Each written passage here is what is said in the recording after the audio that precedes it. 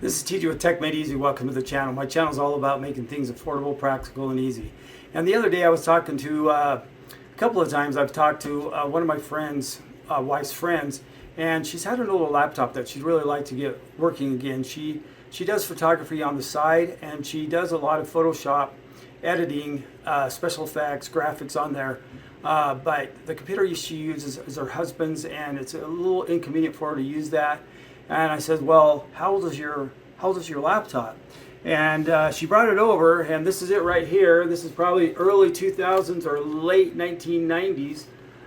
This is an Alienware laptop. In its day, it was probably really good. It probably ran XP on it. It's only got one core, and then on top of that, she didn't know where the cord was for it.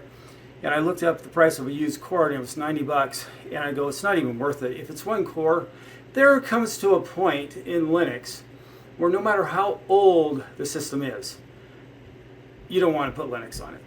And this is one of those. But I do have a video coming up where I do have an older laptop. Is it still viable in 2024?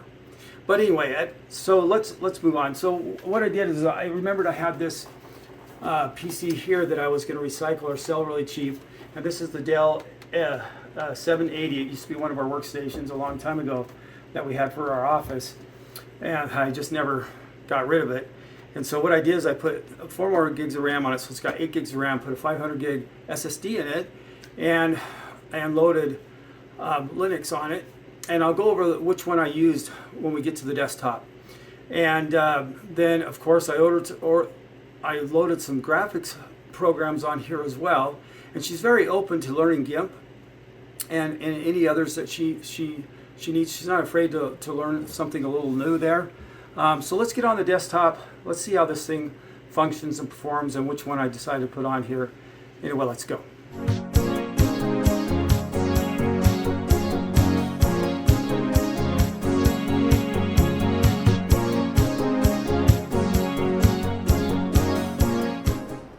Really quick before we go to the desktop, let's just talk about this PC for a minute. This is the Dell Optiplex 780, small form factor. It's got 2 cores. It's the Intel Core Dual 2 Dual E7500. It's 2 cores, 2 threads. They usually come with 2 to 4 gigs of RAM. I put 4 more in it, so I got 8 gigs of RAM in here. I don't even remember what hard drive was in here that we were using before, and it probably was a hard drive, not an SSD, so I put this 500 gig SSD in here. And you can usually get these used for around $50. Now it may only have RAM in the CPU, no hard drive. And they do come bare bone. I wouldn't buy these bare bone. And I'm not even saying go out and buy one of these. Just in my use case scenario, because I already had one, I wanted to see how it would do and perform just with photo editing. No video editing, just photo editing, basic internet, YouTube, so on and so forth. So let's hit the desktop. Alright, so here we are at the desktop. So let's go ahead and just review what desktop I'm using here. And obviously a system that is this old, you're not going to want to run Windows on it, especially Windows 11. There's no way, it's too old. Windows 10, it's even getting up there for when I wouldn't run Windows 10 on this as well. What solution are we going to use? On older low-powered systems, I really like to install Linux Mint XFCE. Now, not Linux Mint Cinnamon. Linux Mint Cinnamon is their flagship desktop. And Linux Mint Cinnamon is also a light desktop, but it's not as light as XFCE. If you're not familiar with the Linux world, XFCE is a desktop that goes on top of Linux. And a lot of distros use XFCE for their desktops. That's very fast, very quick, very lightweight. And then we'll talk about the tools that she's going to use here that are going to take her beyond Photoshop, because she's not going to be able to use Photoshop on here like she used to. There are programs that are Photoshop-like, very similar. But let's just go ahead and look at how much RAM we're using on this. And I'm going to blow this up just a little bit here. And so right now we're using about 615 megs of RAM. Is being used on here. So you can see it's a very efficient desktop. Now when we start opening programs and stuff like that, obviously it's going to use up RAM. And some programs use up more RAM than other programs. But again, all she's going to be doing on this, believe it or not, with her photo editing, it's not going to be, it doesn't need to be a a really blown out system for her photo editing. And let me just show you here really quick.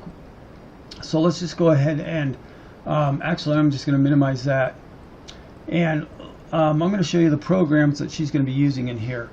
And so what we'll do is we'll open up, I'm going to open the file manager. Let's go to our programs. Let's go to graphics here. What I did is Linux Mint comes with what's called Pix, and that's just an image viewer, and you can manipulate the image a little bit with Pix as well. Same thing with PhotoFlare. It's just another image viewer editor. Krita, I put Krita on there as well. Inkscape, and then probably the one that she's probably going to use the most is this is Gimp. Now I do have Photopea and Gimp are Photoshop-like. In other words, they work a lot like Photoshop. In fact, let's go ahead and open up Gimp for a minute, and you're going to see here too, Gimp opens up fairly quick for a photo editor. So let's go ahead and let's open up a picture here with Gimp. And this one here is 12 megabytes. Let's open this up, and we'll open that up here, and you'll see that it's going to open up pretty quick. And again, this is just 2 cores. I did add some RAM though to give her some breathing room with RAM. So an 8 megabytes of RAM is probably going to be plenty for what she's going to be doing. She's not going to be doing any video editing. She's only going to be doing photo manipulation. Now I'm not going to edit this photo. I'm not big into photo manipulation or adding special effects onto photos. The only thing I know how to do in Gimp is just to remove the background, and I do that all the time. But let's just go ahead and export this. Now this is where it's going to be a little slower, is depending on what format she's exporting this to. I'm going to do this as PNG, and I should have renamed this file here. I don't want to overwrite this file. So I'm just gonna say this is temp 1, and I didn't spell temp right, but that's okay. We'll just go ahead and export this, and so now if I was on a newer system, this would export a lot faster, but it still takes a little bit of time. PNG is one of the formats that's a little bit takes a little bit to export to it. If I was doing a JPEG, it would go a lot faster. But that really isn't that bad of exporting that file out to a PNG file. So as far as manipulation in here goes, though, she won't really miss a beat. In fact, if we want, let's go ahead and let's open up this file here really quick, and let's just say use something like Pix. And all I'm going to do here is in Pix, I'm just going to adjust some of the color, maybe. Now, and I'm not trying to fix this photograph. I'm not saying it needs fixed, but I'm just showing you that you can adjust these in here. And then let's just say, let's go ahead and accept this, and let's go ahead and save this out. And I don't want to overwrite the file that I have here, so let's just call this temp3, and we'll go ahead and save that, and there it was saved. So you can see it's not, and again, I don't know how it's gonna work when she adds a whole bunch of layers and all that kind of stuff with her photo manipulation. She takes photos of people and she adds stuff to them. I've seen some of their stuff. I probably should have had a photo or two of it for the video, but to show you what kind of stuff she's going to be adding to the photos. But it's a whole bunch of effects that she'll add, or graphics to them, so on and so forth. But I just wanted to show you that what we got there. Let's go back here. I did Photopea here. Photopea is Adobe Photoshop like. I put it on. I don't know if she'll use it, but I put it on here as an option. So she has plenty of options here to choose from. Now, as far as Office, Linux Mint, a lot of Linux distros come with an Office program of some sort of type, and Libra Office is one of the more popular ones. Only Office is one of those as well. So this one doesn't come with OnlyOffice, but I went ahead and installed OnlyOffice on here.